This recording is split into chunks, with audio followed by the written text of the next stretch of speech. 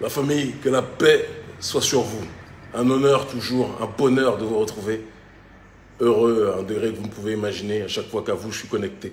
Je vais vous laisser quelques secondes pour vous installer et on va pouvoir commencer le direct qui va être porté sur des sujets multiples et variés. J'ai été absent quelques jours ces derniers temps, beaucoup de choses à gérer et en même temps on était dans une démarche de nous régénérer puisque la semaine qui arrive va être une semaine, comme je l'ai dit, je l'avais annoncé il y a quelques jours, des plus mouvementées. Vous allez suivre ça en direct au fur et à mesure que les événements vont se dérouler. D'accord ?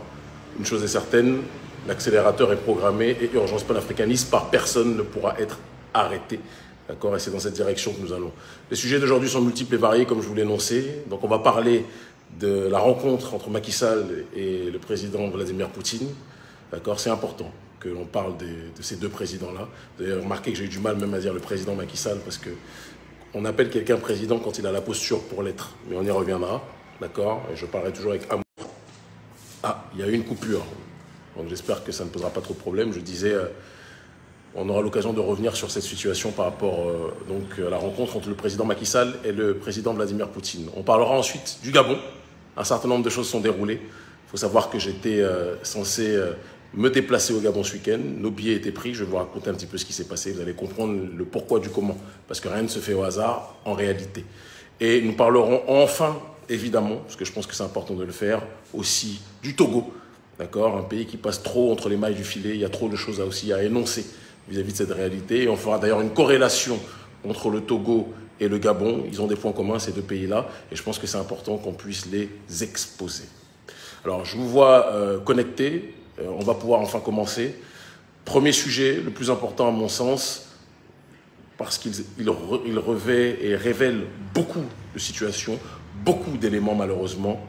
La rencontre entre le président Macky Sall qui est venu parler au nom de l'Union africaine. Il faudra d'ailleurs qu'un jour on puisse mettre sur la table comment se fait-il que dans d'autres contrées ou dans d'autres zones du monde où il y a des unions continentales qui se font, des organisations continentales qui s'expriment et qui s'expriment sur la base d'élections, comment se fait-il que l'Union africaine, je vois l'Union européenne qui n'est pas un modèle sur bien des sujets, hein, mais l'Union européenne, il y a des élections européennes pour que les gens puissent se présenter et siéger là-bas et parler au nom de l'Europe.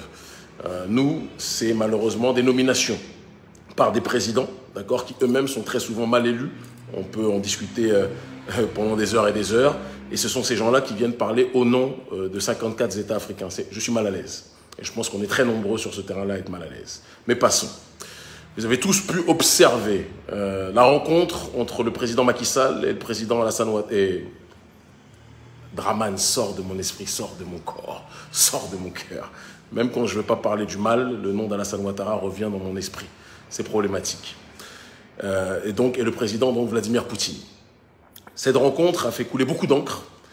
Elle a suscité beaucoup de réactions, beaucoup de réflexions. J'ai même entendu des gens, et je pense que là-dessus c'était vraiment une profonde erreur d'analyse. Il y a beaucoup de choses que je peux reprocher au président Vladimir Poutine. J'ai entendu des gens qui ont dit Vladimir Poutine a humilié, a méprisé les Africains. Moi, je vais être très clair sur une chose. Déjà, ceux qui pensent que Vladimir Poutine est le messie des Africains sont des gens qui sont des malades mentaux. Et ceux qui demandent à ce que Vladimir Poutine aime les Africains sont des gens qui ont des problèmes aussi, je pense vraiment. Vladimir Poutine, il est le président des Russes, il est là pour se battre pour les intérêts russes. Et il le fera toujours. Et même quand les mouvements panafricanistes ou le courant panafricaniste est dans une logique d'alliance géostratégique avec la Russie ou avec Cuba ou autre, il ne faut pas se tromper, hein, que ce soit les Cubains, que ce soit les Russes ou autres, chacun défend sa poire.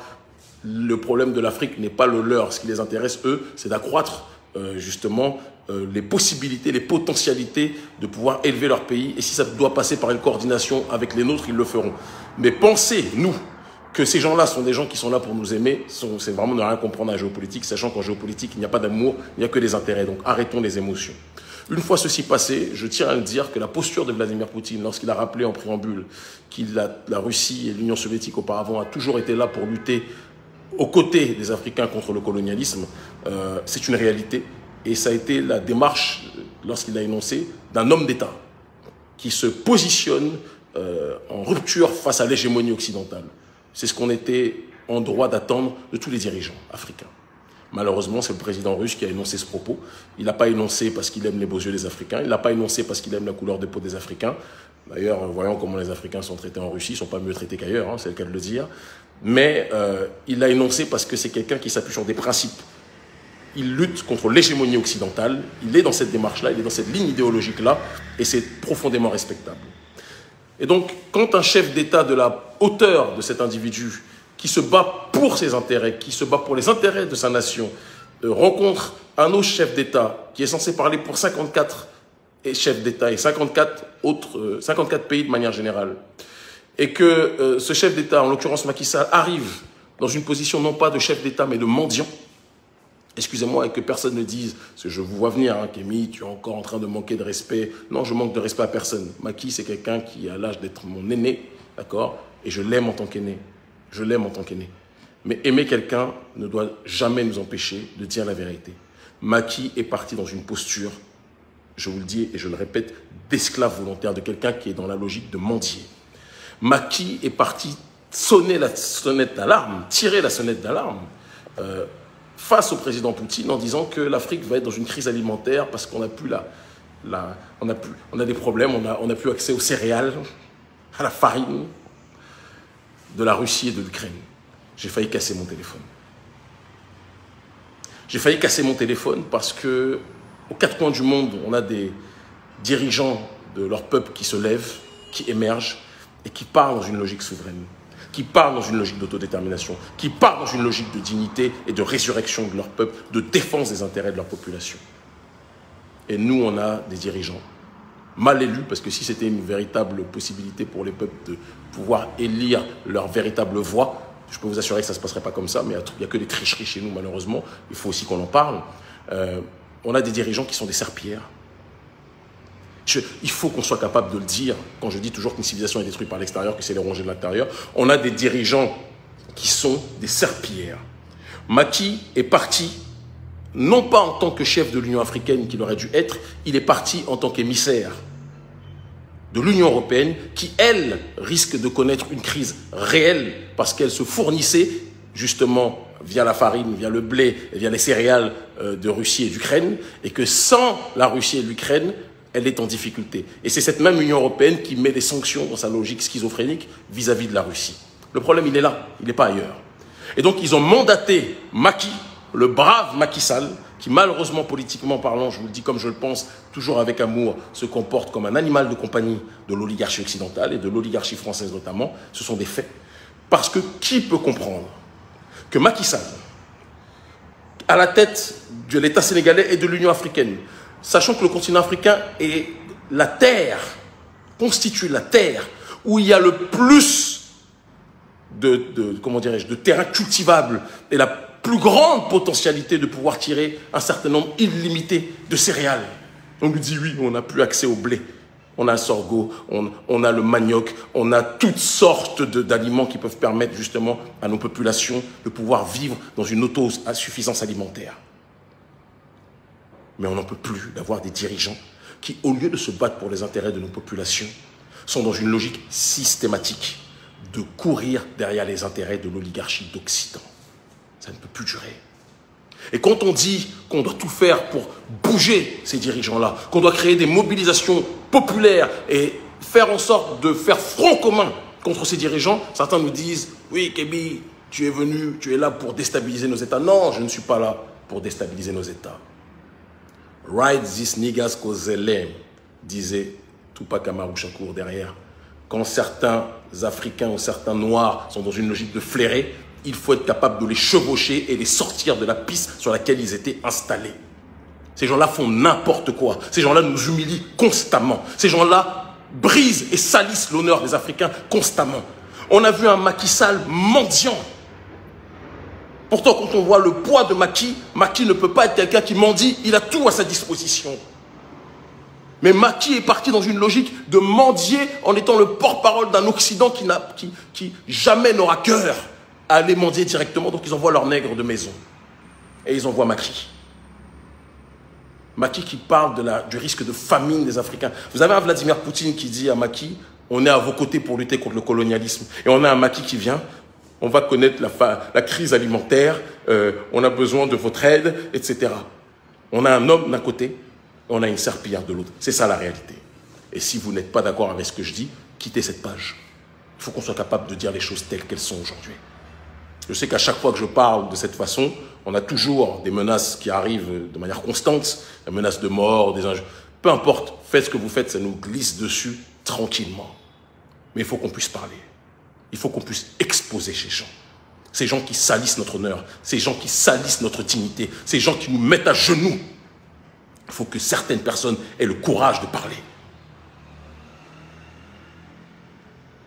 L'autre te parle de colonialisme. Je suis à vos côtés pour lutter contre le colonialisme. Et l'autre te dit, on a un manque de farine, mon frère.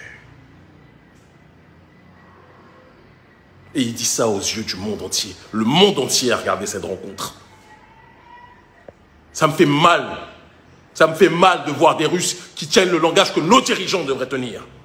Et ils ne le tiennent pas par amour de nous autres, mais par posture et par volonté de dignité pour eux-mêmes. Mais nous, on n'est pas dignes. On a des dirigeants qui ne sont pas dignes.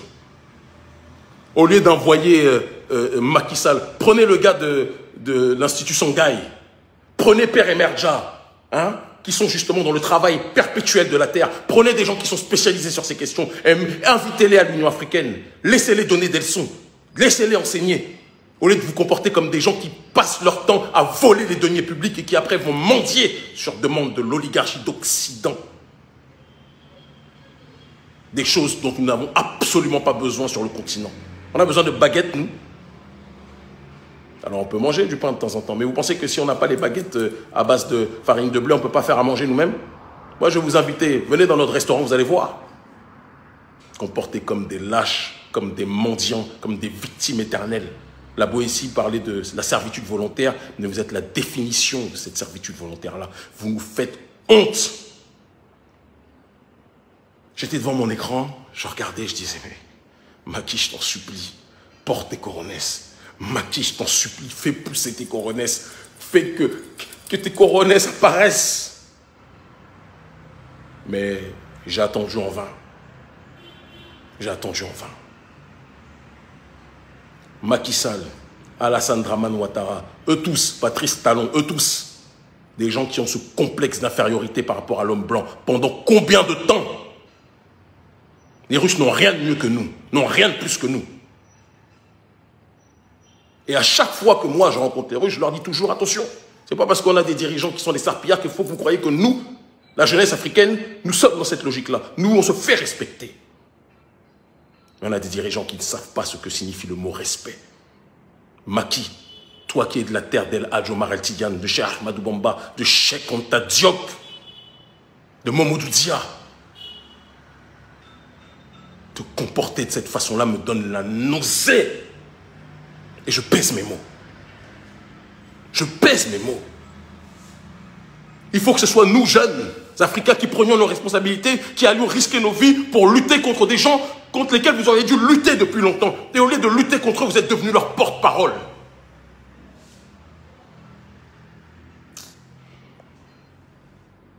J'en ai la chair de poule. J'en ai la chair de poule. On parle de lutte contre l'impérialisme. L'impérialisme, comme nous disait Sankara, est dans nos assiettes. On a nos terres cultivables. Qu'est-ce qu'on attend pour développer une politique sur ce terrain-là? Non, les gens ne sont pas capables de le faire. Les gens n'ont pas cœur pour le faire.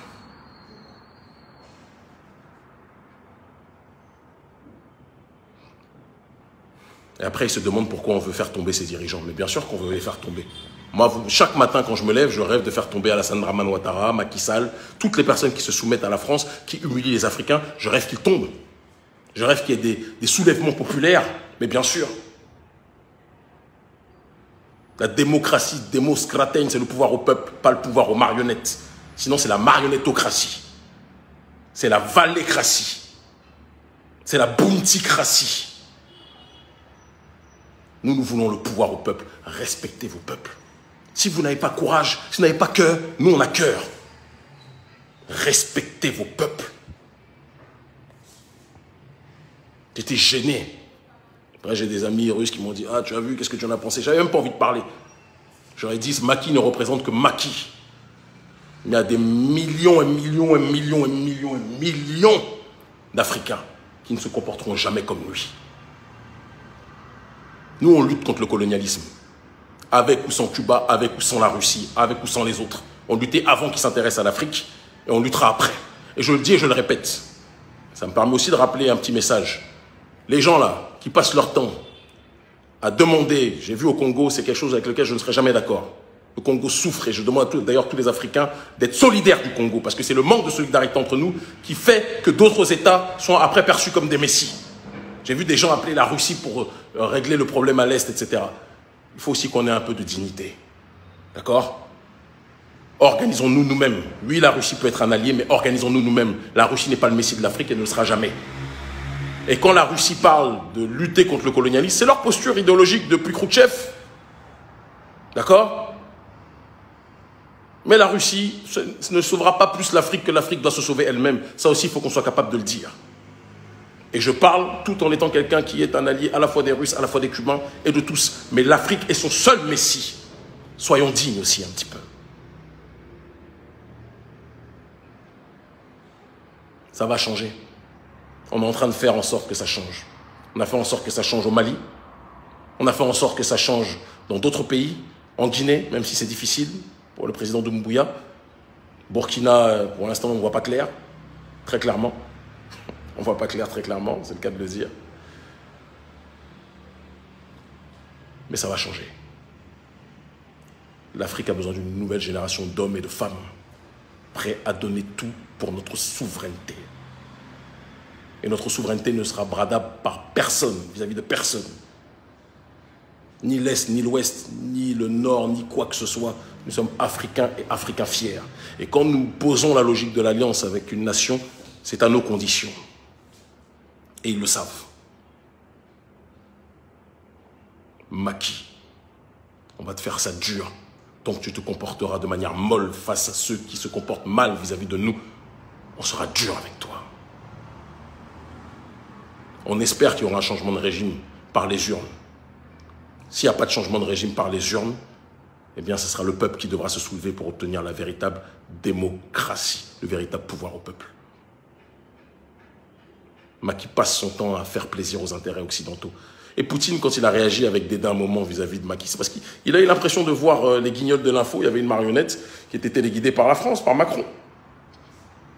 Quel homme qui vous tient un langage de virilité et de vérité, lorsqu'il est en face de quelqu'un qui se comporte comme serpillière, quel homme va être dans l'empathie au lieu d'être dans le mépris et le dédain? Moi, si j'étais à la place de Vladimir face à Macky, mais j'aurais eu du mépris puissance 10 000. Il faut qu'on puisse le dire. Donc, ce sont des réalités qu'on doit énoncer, même si elles sont douloureuses. Il faut qu'on fasse comprendre à nos chefs d'État, à ces chefs d'État, souvent mal élus d'ailleurs, que la donne doit changer et que si la donne ne change pas, on va les faire sauter. Quand quelqu'un est choisi pour conduire un bus et qu'il n'emmène pas le bus à destination, d'accord, qui se trompe de route ou qu'on voit qu'il est complètement bourré, on chope le conducteur du bus, on le dégage et on prend le volant à sa place. Appelez ça coup d'État, appelez ça comme vous voulez. Nous, on appelle ça restauration du peuple. Restauration du pouvoir du peuple. Restauration du pouvoir au peuple. C'est comme ça qu'on appelle ça. Donc, je ferme la parenthèse, mais je vous le redis et je vous le répète. Macky, quand tu te comportes comme ça, tu ne nous représentes pas. Moi, quand je parle avec les autorités russes, je ne vais pas commencer à rentrer dans les détails, mais je peux vous assurer une chose, personne ne peut se permettre d'imaginer qu'on va me manquer de respect. Personne ne peut se permettre d'imaginer que je vais me comporter comme une serpillière. On me qualifie même d'arrogant, parce que je suis un noir fier, et je dis les choses telles qu'elles sont. Et je ne dirai jamais ce que les gens veulent entendre, mais ce que les Africains veulent entendre. C'est ce que nous sommes, nous. À notre petit niveau de citoyens. Mais vous vous comportez comme des enfants.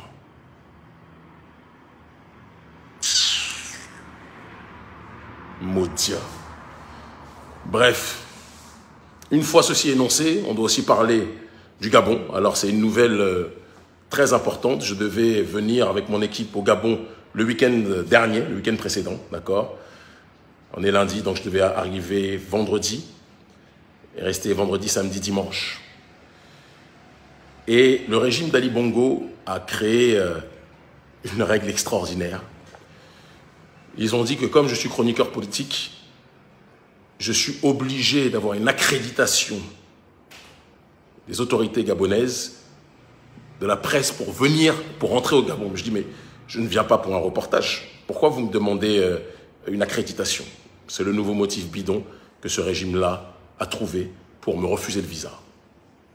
Extraordinaire. Extraordinaire. Et ceci, évidemment, n'est pas dû au hasard. D'ailleurs, je crois que je vais vous trouver, je pense que j'ai le passeport là.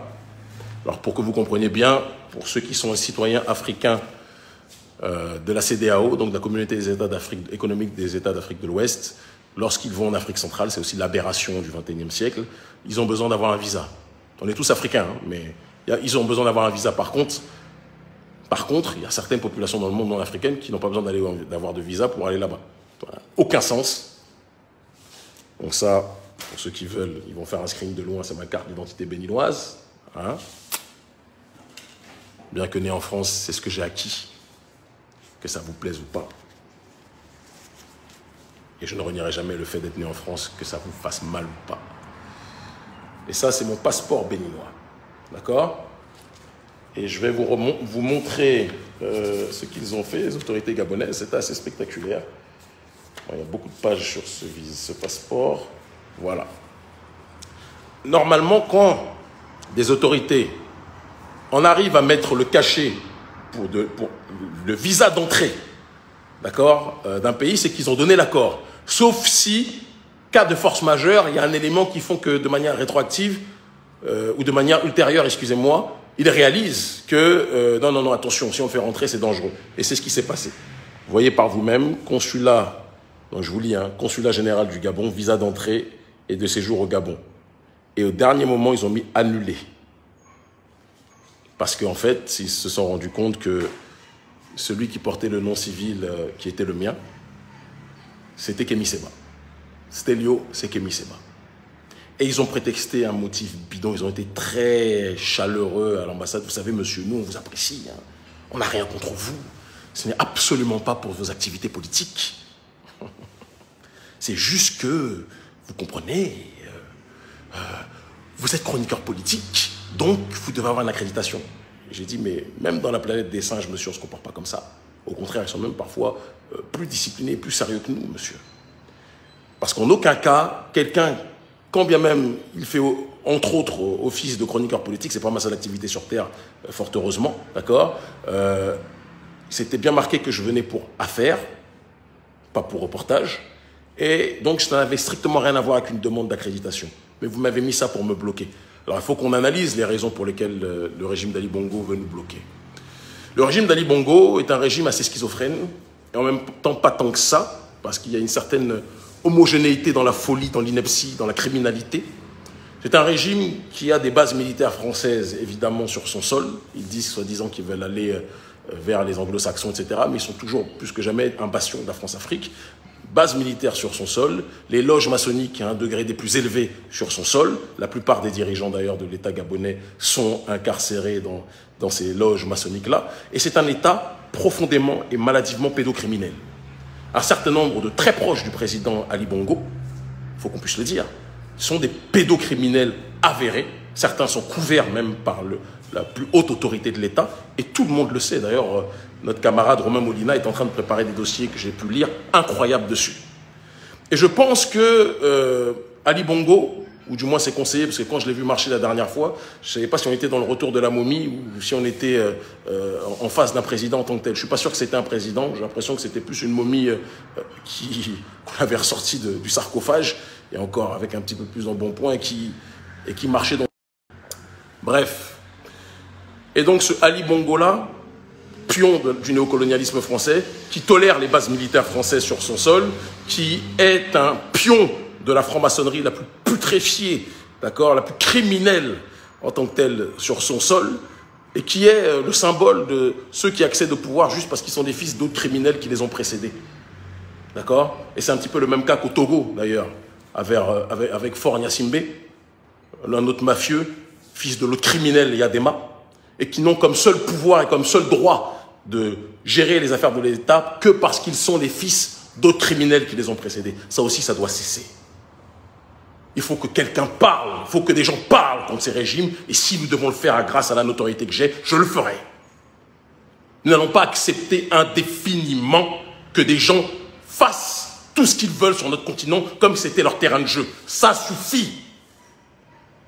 Ali Bongo, pédocriminel, président d'un État pédocriminel, pour être plus précis. Lui, on va dire qu'il a le bénéfice du doute. Le bénéfice du doute. Même si quand je lis ce que m'envoie Romain Molina, je pense que le doute, il est très réduit. Mais en tout cas, à la tête d'un État où la pédocriminalité est clairement une affaire d'État. Où les plus hauts cadres de l'État s'adonnent à ce genre de pratiques sataniques. Où on brise le destin d'enfants de manière globalisée. Un État criminel où le digne peuple gabonais souffre le martyre à cause de mafieux pédophiles à la tête de l'État. Des gens qui n'ont même pas le courage, de dénoncer la mainmise, l'emprise du néocolonialisme, qui préfèrent fuir vers le Commonwealth tout en laissant les bases militaires françaises sur leur sol. Des plaisantins. Ce Gabon-là, avec à la tête de l'État, ces mafieux me donnent envie, là aussi, de vomir.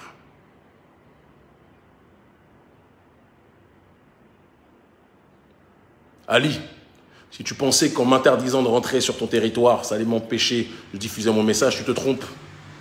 J'allais de toute façon dire que tu es à la tête d'un État pédocriminel, que tu es l'un des plus grands alliés aujourd'hui, quoi que tu en dises, du néocolonialisme français. Tes bases militaires françaises qui sont au Gabon, est-ce que tu as demandé l'autorisation à la population pour que ces bases militaires restent? Non, mais tu les laisses en tant que telles. Des mougousseurs d'enfants. Imbéciles. Vous me donnez vraiment envie de vomir. Et c'est des branquignoles comme ça qu'on a à la tête de nos États. C'est malheureux. Vous pouvez envoyer vos menaces de mort, vos petits guignols qui envoient les messages, etc. Ça nous passe comme... Faites ce que vous avez à faire, nous on fait ce qu'on a à faire. C'est vous ou nous, de toute façon. Mais on ne laissera jamais l'affaire tomber tant qu'on n'aura pas obtenu justice pour des populations qui sont autant brimées, oppressées, asphyxiées par l'oligarchie meurtrière que vous représentez. Est-ce que nous disons, vis-à-vis d'Ali Bongo, on peut le redire, comme je le disais tout à l'heure, au sujet de Faure Gnassingbé, un criminel à la tête de l'État togolais. D'accord? Les élections là-bas, ils ne connaissent pas. La justice sociale là-bas, ils ne connaissent pas. La gabégie financière, le népotisme, par contre, ils connaissent. La plupart de ceux qui osent dire ce qu'ils pensent au Togo sont des exilés politiques. La plupart de ceux qui restent sont des gens qui doivent se coucher, se soumettre vis-à-vis de Faure Gnassingbé. C'est comme ça que ça se passe. Et si possible, de manière optionnelle, offrir leur femme à Faure Gnassingbé. C'est comme ça que ce dernier fonctionne d'ailleurs. Je ne sais pas dans quel monde nous vivons. On a la terre la plus riche de la planète, le continent africain, le sol africain, mais on a les présidents les plus guignolesques, les plus criminels, les plus violeurs, les plus voleurs, les plus grands pilleurs qui existent. Tout le monde sait mon degré d'hostilité vis-à-vis de l'oligarchie d'Occident, mais disons-nous la vérité aussi. Quand un vautour se trouve face à des guignols de l'espèce de nos dirigeants, vous pensez véritablement que le vautour va faire preuve de pitié vis-à-vis de ces dirigeants-là? Jamais. Il va les croquer, il va les manger, et soit ils se soumettent vis-à-vis de lui pour offrir notre population en gibier, ou alors ils se font croquer eux-mêmes. Les gens indignes. Ça va changer. Nous sommes la génération du changement. Nous sommes la génération de la résurrection de notre population. Nous sommes le retour des ancêtres matérialisé, le retour des ancêtres, la facture des ancêtres. C'est ce que nous sommes. Vous avez humilié nos parents. Vous les avez poussés au silence. Vous n'humilierez pas les enfants. On va vous faire ça dur partout. Vous me fermez une porte, vous me fermez la porte d'entrée, je rentre par la fenêtre. Nous sommes une génération qui n'a peur de rien, si ce n'est de Dieu. Comprenez-le bien. Je ne suis pas là pour jouer, nous ne sommes pas là pour jouer avec vous. Nous sommes partout. La terre la plus riche de la planète, avec les dirigeants les plus médiocres, les plus miséreux, les plus minables qui existent sur le terrain moral, sur le terrain idéologique, sur le terrain politique.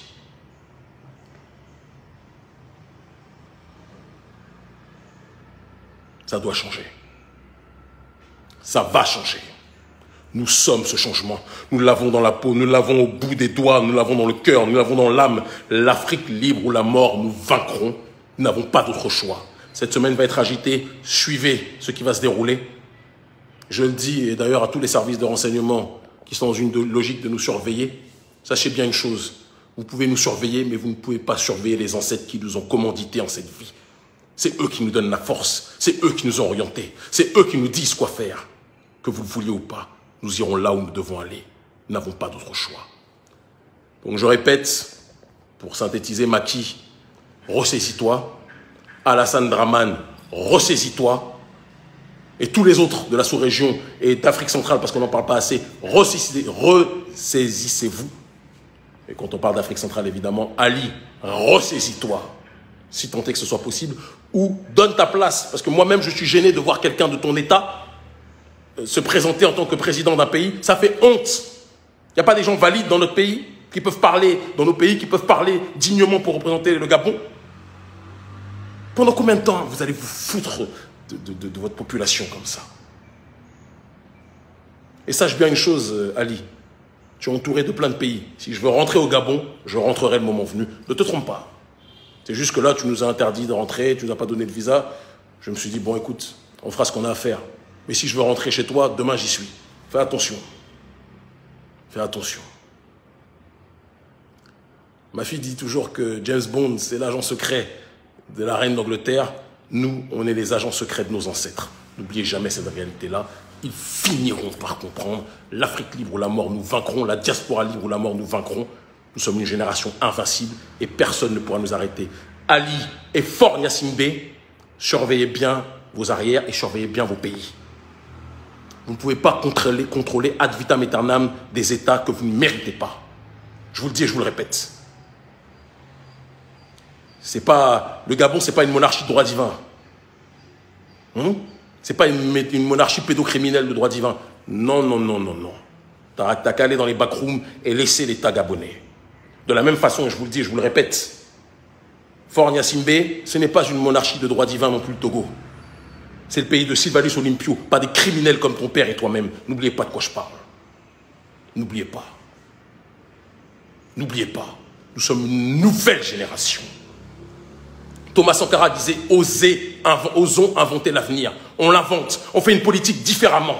Avant, pour être politicien, il fallait être député, ministre ou quoi que ce soit. Aujourd'hui, on fait la politique à la base du peuple. Et on a plus d'influence que la plupart d'entre vous réunis. N'oubliez pas. Faites attention. Respectez vos populations. Respectez-les. Respectez-nous. Monde de misérables. Je vous aime. En crever. Je ne vis que pour vous, matin, midi, soir. Vous êtes ma raison de vivre, ma raison de respirer. L'Afrique, on la relèvera. La diaspora, on la relèvera. L'homme noir et la femme noire aux quatre coins du monde, ou à la position aux quatre coins du monde, on les relèvera. L'ère de la suprématie de l'oligarchie moderniste occidentale est terminée. Nous sommes la sanction de nos ancêtres. À très vite, restez connectés.